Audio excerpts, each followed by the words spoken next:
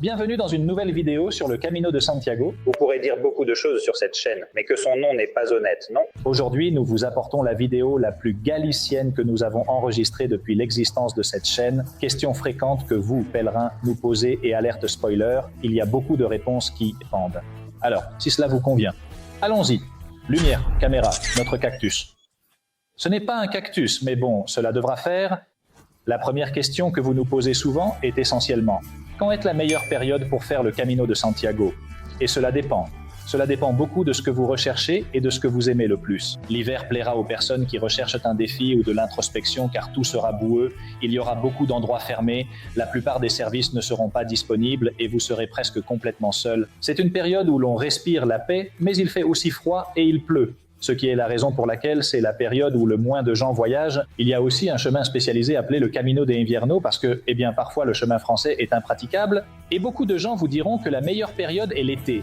C'est vrai, l'été est une période incroyable. Il y a beaucoup de soleil, en général il fait très beau, le chemin fonctionne à plein régime. Tous les services sont opérationnels, les auberges fonctionnent, il y a beaucoup de gens sur toutes les routes qui vous tamponnent des choses que vous ne pourriez pas trouver à d'autres périodes. Et écoute, si tu vas faire le chemin portugais par la côte, l'anglais, le Fisterra, tu pourras te baigner à la plage. L'Atlantique est une mer froide et au printemps, peut-être que tu n'iras pas à l'eau et tu peux même te baigner dans les rivières sans craindre d'attraper un rhume, ce qui est super cool. Mais tu peux aussi le faire au printemps, surtout en mai ou en automne, particulièrement à la fin de septembre et au début d'octobre, où il fait chaud. Tu peux te baigner, il y a beaucoup de services. Il est vrai que tous ne fonctionnent pas à plein régime comme en été, mais beaucoup de services, les plus intéressants, les plus cool, sont là. Et en plus, tu as une chose que l'été n'a pas, c'est qu'il fait jour. Un peu plus tard, ce qui te permet de sortir plus tard, car tu ne vas pas te brûler la nuque si tu sors à 8h30, au lieu de 6h. Et il fait aussi nuit, un peu plus tôt, ce qui te permet d'avoir ces magnifiques couchers de soleil que possède la Galice, et que tu ne trouves nulle part ailleurs dans le monde. Et crois-moi, prendre une bière pendant que le soleil se couche en Galice est probablement l'une des meilleures expériences que tu trouveras dans ta putain de vie. Alors, n'hésite pas. Et le printemps, l'automne, le début de l'été ou la fin de l'été peuvent aussi être très agréables. Et la fin août est super, mais fais-moi confiance, le printemps. Une autre question que vous nous posez souvent, et c'est pourquoi nous l'avons ici, c'est quelle route nous recommandons. Et la vérité, c'est que ça dépend de qui tu es. Car si tu es un alpiniste expérimenté, nous te recommanderons sans aucun doute de faire le chemin primitif, surtout la partie des Asturies, avec ses montagnes incroyables, des parties à genoux, que les gens qui aiment la montagne apprécient énormément. Mais si tu es une personne plus normale, plus tranquille, mon préféré est le chemin portugais, surtout la partie portugaise. Et en arrivant en Galice, la partie entre Tuy est incroyable. Mais la partie de Tuy à Saint-Jacques-de-Compostelle est aussi incroyable. C'est-à-dire, visiter Tuy, visiter Pontevedra, visiter Caldas de Reis, Padrón, ce sont mes villes préférées de toute la Galice. Mais si c'est ta première fois sur le Camino de Santiago, la recommandation que je dois faire est de prendre le chemin français depuis Sarria, surtout parce qu'il a une infrastructure pensée pour les pèlerins qui font le chemin pour la première fois. En général, il est beaucoup mieux signalé, et je ne veux pas dire par là que les autres ne sont pas bien, mais que le Camino de Santiago depuis Sarria, c'est que beaucoup de pèlerins débutants le font. Et il y a des panneaux partout. Pratiquement chaque kilomètre, tous les 2 kilomètres, tu vas trouver une flèche et tu ne te perdras jamais. À moins que tu sois comme moi qui montais depuis Sarria, j'ai passé une flèche, je me suis égaré, enfin je ne me suis pas vraiment perdu, mais j'ai avancé d'environ 100 000 mètres parce que j'ai dit « Oh là là, cette tour est super belle, je veux la voir ». Et dans tous les cas, sauf si tu es un pèlerin comme moi, sur le Camino français, tu ne te perdras jamais. De plus, il a les meilleurs services prévus pour les pèlerins. Tu auras toujours une salle de bain si tu en as besoin, un bar quand tu en as besoin, tu auras toujours un endroit où faire tamponner ta crédentiale et tu rencontreras beaucoup plus de gens avec qui tu deviendras probablement ami et voudras faire un deuxième chemin. Et maintenant, si tu veux faire un deuxième chemin, voici ma recommandation obligatoire, le chemin portugais. Mais si tu préfères faire le Camino de Finistère ou le Camino anglais, et que tu as un été à passer le long de la côte, ce sont 2 options très chouettes. Que dois-tu emporter dans le sac à dos? Cela dépend beaucoup. King a fait une vidéo il y a quelques semaines, mais établissons d'abord quelques points. Cela dépend du nombre d'étapes que tu vas faire. Si tu vas en faire 5 ou si tu vas en faire 30, tu ne vas pas prendre le même sac à dos. Cela dépend aussi de si tu veux laver ou non tes vêtements. Car si tu ne veux pas laver tes vêtements, tu devras emporter plus de vêtements, tant les propres que les sales. Et cela dépend aussi si tu as un service de transport de bagages. Parce que si on te transporte le sac à dos avec les vêtements propres et les vêtements sales, peut-être qu'au lieu d'emporter 3 t-shirts, tu en emportes 10. Car c'est beaucoup plus confortable de laver tous les 9 jours que de laver tous les 2 jours. Mais dans tous les cas, établissons ici un homme. 5 t-shirts, 2 pantalons, des sous-vêtements pour tous les jours, de préférence avec les coutures les moins gênantes ou sans couture, mieux c'est, et autant de chaussettes que tu peux mettre dans le sac à dos. Ai-je besoin de bâtons? Eh bien non, mais prends-les quand même, car si tu es une personne qui a normalement mal au genou, qui est blessée au genou ou même qui a un problème ou qui n'est pas habituée à l'activité physique, ils vont beaucoup t'aider et tu pourrais en avoir besoin à tout moment. Ou quelqu'un qui t'accompagne pourrait en avoir besoin. Il vaut beaucoup mieux les avoir et ne pas en avoir besoin que d'en avoir besoin et de ne pas les avoir. Parce que je te vois déjà courir partout à Sarri ou à Puerto Mario où je peux acheter des bâtons parce que je me suis éclaté le genou. Une autre question que vous posez aussi est quel est le meilleur chaussage à emporter pour le chemin? Les chaussures les plus usées, abîmées et adaptées à tes pieds que tu as, des baskets évidemment, parce que si tu achètes des chaussures de randonnée haut de gamme et que tu les mets pour la première fois sur le chemin, tu vas mourir, tu vas te détruire les pieds, tu vas avoir des ampoules comme des pins. Tu ne pourras même pas marcher le 2e jour. Si la décision doit se faire entre les baskets dégoûtantes que tu étais sur le point de jeter ou de merveilleuses chaussures de trekking neuves, prends les chaussures dégoûtantes. Vraiment, tu vas t'en remercier. Mais si tu as le temps, achète-toi de nouvelles chaussures de trekking 1 mois ou 2 à l'avance et entraîne-toi avec. Habitue ton pied. Maintenant, variante de saison. Si tu vas en hiver, des bottes de trekking qui sont donc imperméables, un peu plus hautes, tes chaussettes ne vont pas tomber, tout ça est... Et si tu vas en été et que tu transpires beaucoup, parce que peut-être tu es une personne qui ne transpire pas trop des pieds, utilise des sandales de trekking qui sont essentiellement une chaussure ouverte, mais ont la semelle d'une chaussure de trekking. Il y a un inconvénient. Peut-être qu'un petit caillou peut se glisser et tu devras le nettoyer tout le temps. Mais tu vas éviter de transpirer dans tes chaussettes, de les mouiller et que cette humidité te cause plus de cloques que celle que tu as probablement déjà si tu n'es pas habitué à marcher. Une question que vous nous posez aussi souvent, et peut-être à juste titre, est de savoir s'il est vraiment nécessaire de réserver dans les auberges, et presque oui, c'est-à-dire que ce n'est pas obligatoire de le faire, mais c'est le plus recommandé, car il y a des auberges publiques où la réservation n'est pas autorisée, et le premier qui entre est le premier à choisir son lit. Mais c'est que le premier qui entre est le premier à choisir son lit, ce qui signifie que peut-être si tu es le dernier, tu n'as pas de lit. Et dans les auberges privées, même si tu peux arriver à un moment et dire « Eh, avez-vous un lit libre ?»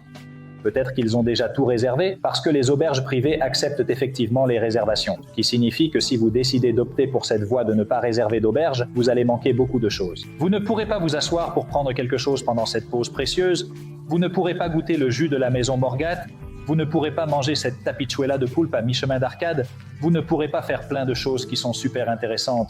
Vous ne pourrez pas rester à admirer le paysage, qui parfois est la seule chose dont vous avez besoin pendant que vous êtes en Italie de Santiago, parce que vous devez être le premier à arriver.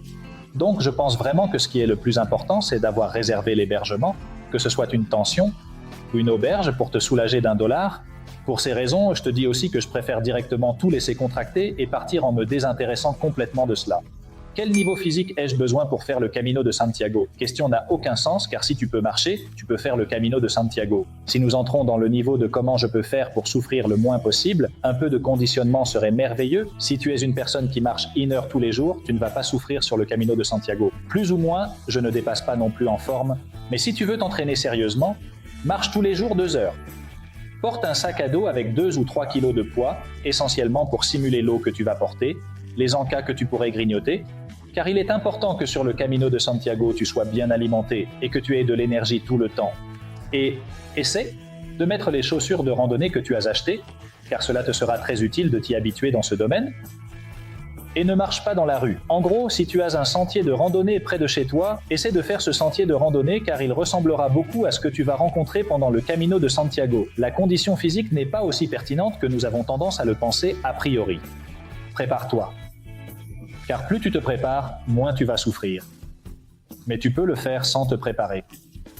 Comment gérer la fatigue extrême? Écoute, ce n'est pas le Tour de France, ce n'est pas un marathon. C'est assez abordable tant que tu vas à ton rythme. Et ton rythme est ton rythme. Ce n'est pas le rythme de ton ami qui va plus vite, non, c'est ton rythme. Si tu veux aller un peu plus lentement parce que tu discutes avec quelqu'un, c'est merveilleux. En gros, pas à un rythme détendu, tranquille, qui te permet de prendre tout ce temps. Et si tu devais marcher tout le temps, fais-le. Mais quand même, je vais te donner une série de conseils. Le premier, mange bien. Être bien alimenté est très important et cela ne signifie pas que tu vas manger tout le temps, mais prends quelques fruits secs, des barres protéinées, une barre de ce que tu veux dans le sac à dos.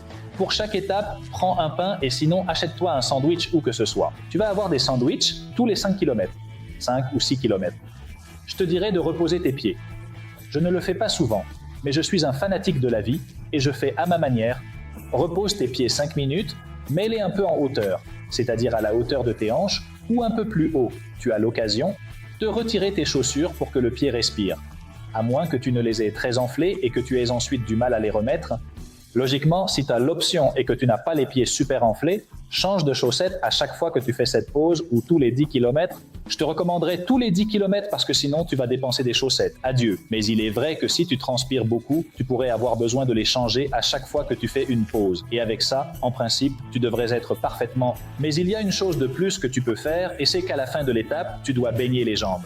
Les baigner ou les doucher, tu comprends ? Tu dois les mouiller avec de l'eau froide, de l'eau chaude et de l'eau froide, de l'eau chaude. De manière à améliorer la circulation et à faire disparaître la fatigue physique plus rapidement, c'est la différence entre être bien, plus ou moins bien le matin, et être bien après-midi et très bien le matin. C'est probablement la question la plus difficile à répondre. Combien dépensais-je sur le Camino de Santiago par étape ?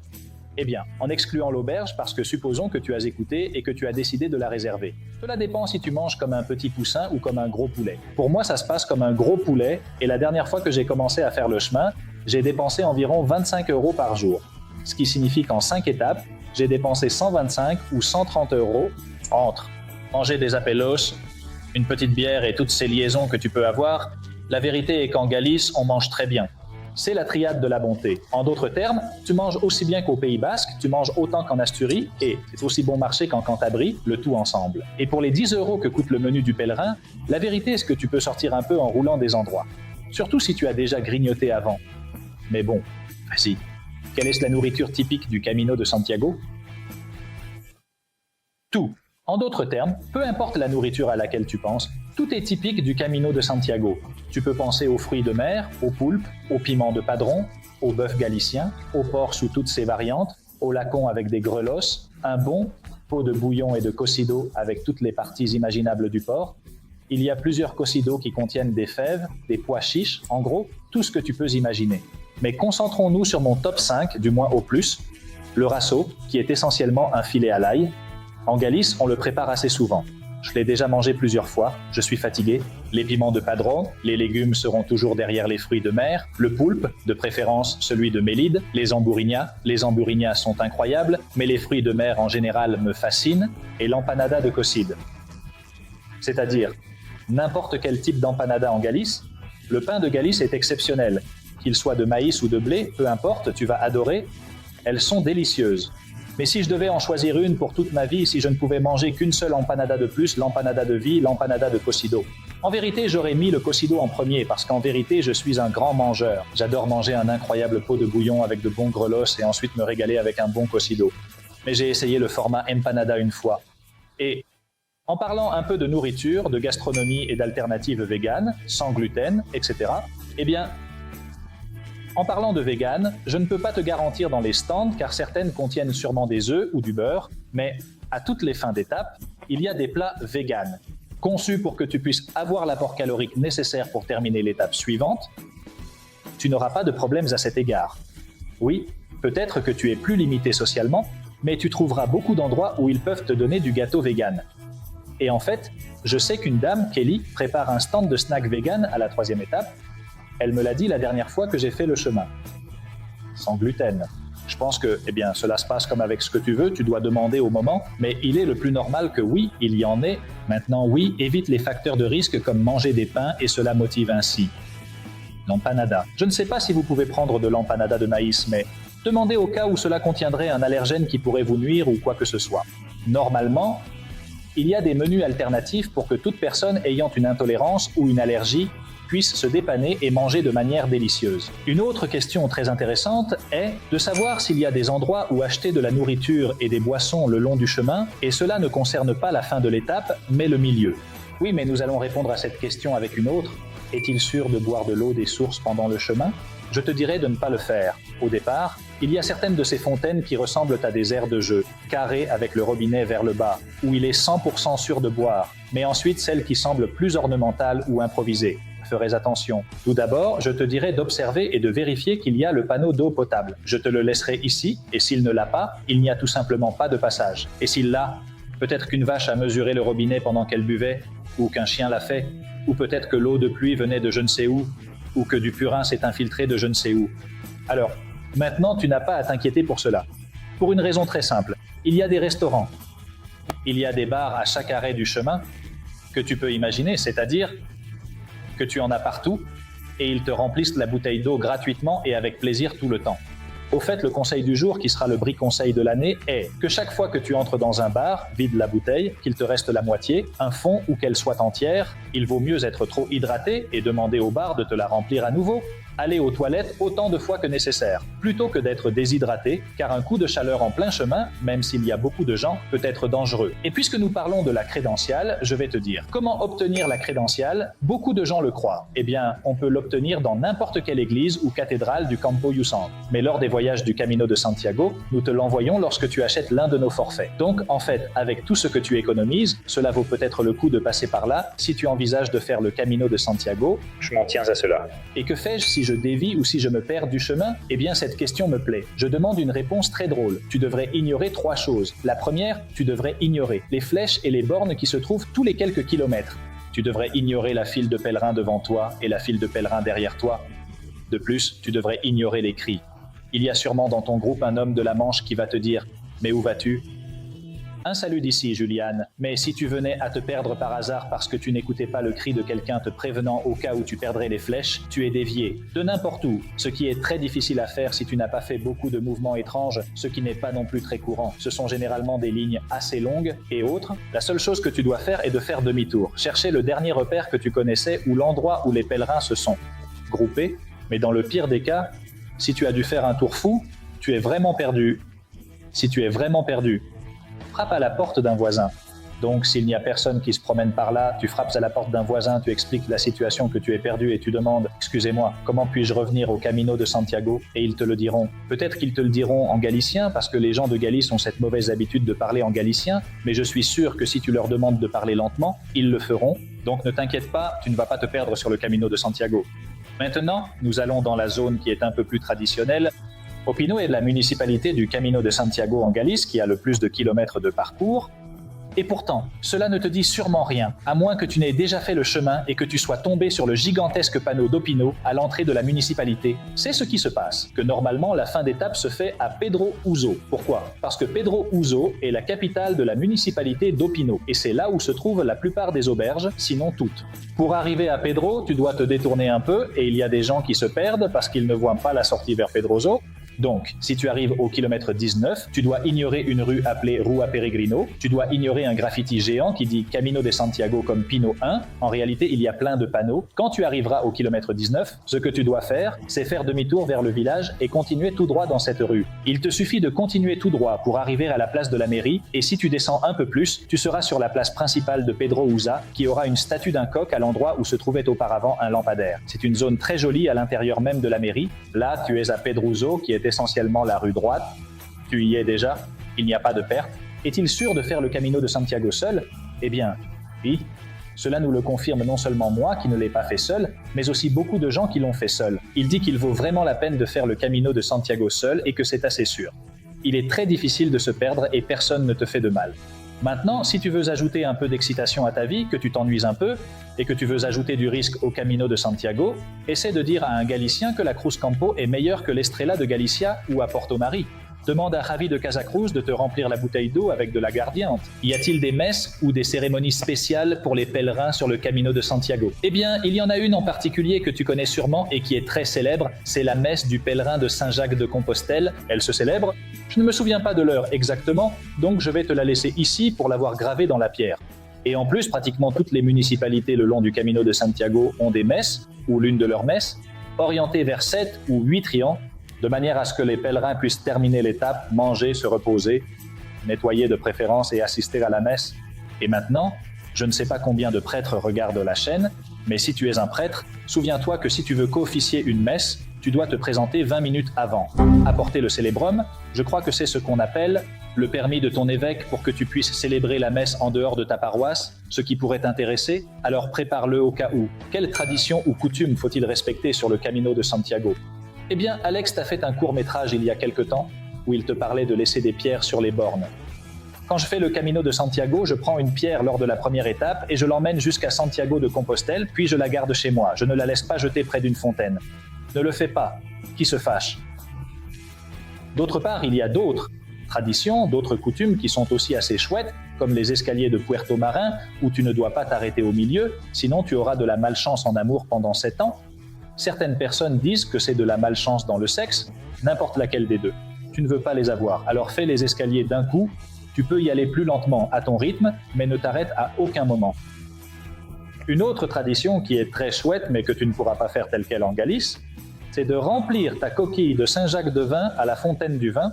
Et en effet, tu ne peux pas le remplir à la fontaine parce que nous n'avons pas la fontaine du vin.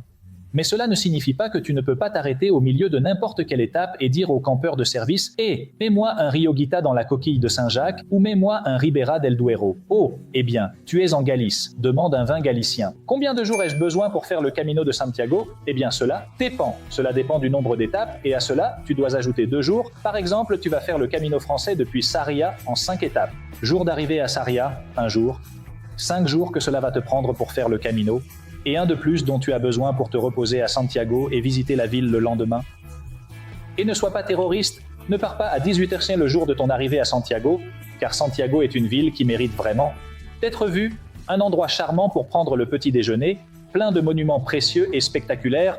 Et si tu veux que nous fassions une vidéo dédiée exclusivement aux endroits où prendre le petit déjeuner à Santiago de Compostelle ou directement aux monuments que tu ne peux pas manquer à Santiago de Compostelle, en plus de ces lieux secrets, frappe le bouton j'aime autant de fois que tu peux et abonne-toi à la chaîne pour ne rien rater. Bon, les 4 questions suivantes, nous allons les faire très rapidement car elles sont assez faciles à répondre. Combien de kilomètres marche-t-on à chaque étape? Eh bien, cela dépend de l'étape, mais la moyenne est de 25 km avec quelques pics à 35. Certains jours où tu ne marches qu'entre 15 et 19 km. Puis-je faire le Camino de Santiago à vélo? Oui, mais alors tu vas parcourir le double de kilomètres. Si tu veux obtenir la Compostela, dans la plupart des endroits, tu peux laisser ton vélo. Ce ne sera pas un problème du tout. D'autre part, puis-je faire le chemin avec des enfants? Oui, mais garde à l'esprit que chaque enfant est un monde et qu'il y en a certains qui vont te dépasser. Il y en a d'autres qui, après avoir marché 7 km, vont dire « papa, papa, maman, maman » et vont se mettre à pleurer en demandant à être pris. Tous les enfants ne supportent pas la même chose. Tu dois connaître tes enfants ou tes neveux ou les enfants que tu vas emmener. S'ils le supportent, ils vont très bien le faire. Ils vont passer un merveilleux moment. Ils vont découvrir plein d'endroits spectaculaires. La Galice a une fantastique variété de sites naturels et d'histoires à raconter. Puis-je faire le Camino de Santiago avec un chien? Oui, mais il y a une limitation importante ici, c'est que tu ne peux pas le faire dans les albergues, car sinon tout le monde mettrait ses chiens dans les albergues et cela poserait problème. Mais oui, il y a beaucoup de pensions qui acceptent les animaux. Tu peux généralement amener les chiens dans les restaurants et les bars et en général. C'est agréable de pouvoir le faire avec ton animal de compagnie. Et pour finir, allons avec la question du million. Quels sont les principaux points de départ du Camino de Santiago? Eh bien, qui te dira que la porte de ta maison? Mais je vais être plus réaliste. Restant en Galice. Les points de départ officiels, ceux d'où l'on dit généralement que l'on part, sont Sarria si tu fais le Camino français, Tui si tu fais le Camino portugais, Santiago si tu vas faire le Camino de Fisterra, et Ferrol si tu fais le Camino anglais. Et si nous sortons de Galice, tu as Saint-Jean-Pied-de-Port pour le Camino français, Porto et Lisbonne pour le Camino portugais ou Séville, car oui, la Via de la Plata est aussi un Camino de Santiago. Et nous en avons terminé ici. Ce sont les questions fréquentes que vous nous posez sur le Camino de Santiago. Si certaines restent sans réponse ou si vous en avez une, n'hésitez pas à nous la poser dans les commentaires, car nous y répondrons immédiatement. Et s'il y en a suffisamment, nous ferons peut-être une deuxième partie de cette vidéo. Pour l'instant, je m'en vais car je dois partir, mais nous nous voyons très bientôt.